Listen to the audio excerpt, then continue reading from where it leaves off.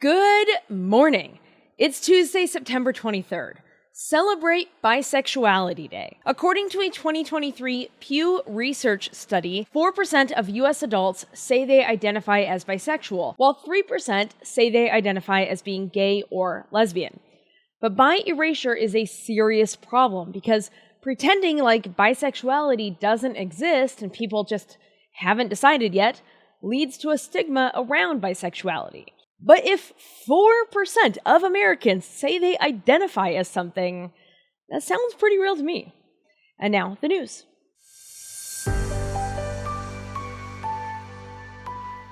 Starting with the news that the Jimmy Kimmel Show will air again, but with an asterisk. Disney called Kimmel's comments, quote, ill-timed and thus insensitive. We have spent the last days having thoughtful conversations with Jimmy, and after those conversations, we reached the decision to return the show on Tuesday, end quote. Whatever. What? Insensitive? Whatever. Look, this is very obviously a statement written to appease dear leader, but hey, you know what? We got him back on the air. Unless your ABC affiliate is one of the 39 ABC affiliate stations owned or controlled by Sinclair Broadcast Group. They will instead play the news. Sinclair is owned by a wildly conservative family, and not only do they want a formal apology from Jimmy Kimmel, but he needs to give a, quote, meaningful donation to Turning Point USA. No idea what meaningful means, just it's going to be meaningful. So, a lot. The chair of Sinclair said that Kimmel's comments were, quote, inappropriate and deeply insensitive at a critical moment for our country. He was a podcaster! He was a podcaster!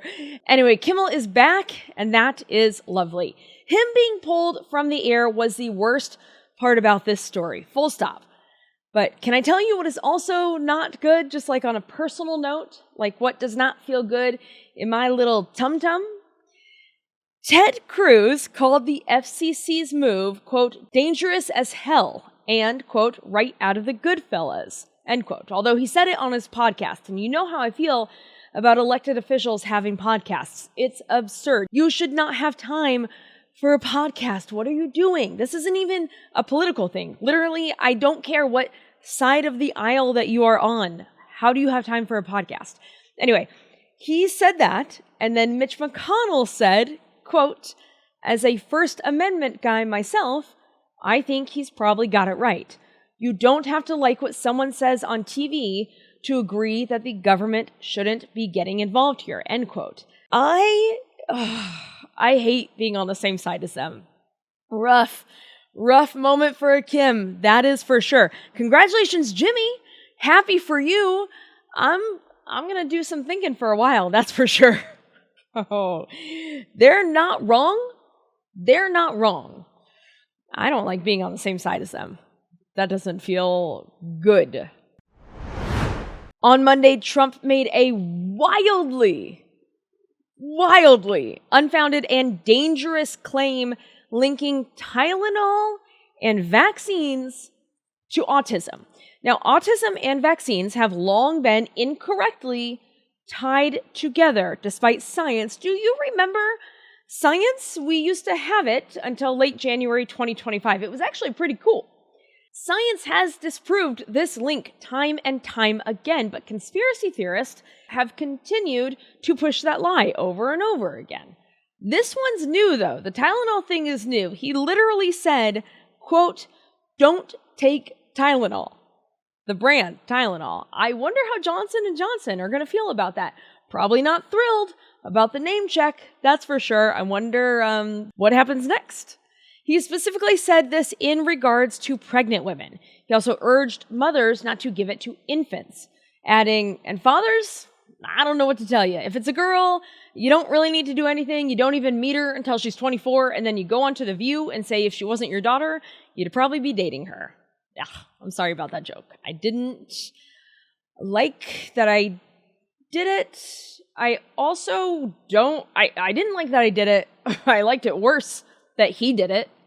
Look, not unlike for everything, it would, of course, be great to get more answers when it comes to autism.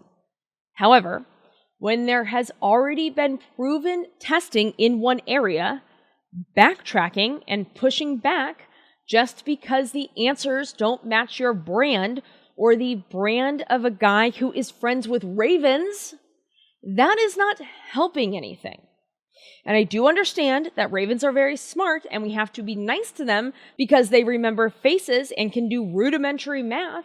But if you're seeking out friendships with them, perhaps that should be what you do all day. If your morning starts with, let me talk to my raven friends and catch up with them real quick, the rest of your daily schedule shouldn't be, and then go to my high-ranking government job.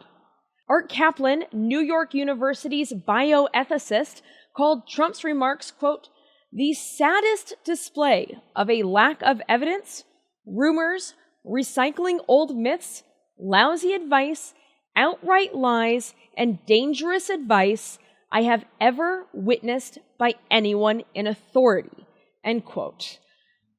Tell us how you really feel, Art. Trump also said that the FDA would start telling doctors that acetaminophen, quote, can be associated, end quote, with an increased risk of autism, but when asked for a justification for it, he couldn't provide it. Because you can't provide something that does not exist. That's why I can't provide a reason that Kelly Clarkson has yet to put out a full karaoke album. The reason does not exist. But while my example is only mildly annoying, what Trump and Health and Human Services Secretary RFK Jr. Kirst Sentence did on Monday was wildly irresponsible. Take the same percentage of medical advice as the number of medical degrees that the two of them have. 0. Consult a doctor before starting a medication regimen. No raven doctors allowed, unless they are ravens as in the One Tree Hill mascot, and then it's probably fine as long as they went to college after high school. Stop me if you've heard this one before, but the government is about to shut down. Honestly, if we tried unplugging it and plugging it back in, Trump will meet with congressional Democratic leaders Schumer and Jeffries this week after they sent him a letter demanding a meeting and said that Democrats would not support a, quote, dirty spending bill that does not address their health care priorities. Congress has until September 30th to get this budget figured out. This is kind of the story of the government recently. Nothing but continuing resolutions to just kind of fund the government for a few more months until we can get to the next budget fight. It's very cool. Very good system. Yeah. So if you go to the back of the Capitol, there's like a button. You're going to want to turn it off for a couple minutes and then you turn it back on. Should reset the whole thing. We'll probably talk about this more as we get closer to the 30th because both sides will want to hold off until the last minute. Obviously, temperatures are high, so honestly, who knows if a shutdown will happen. There is still plenty of time for negotiations, which probably isn't particularly soothing information for the hundreds of thousands, possibly millions of people who won't get paid during a shutdown, but hopefully can be avoided.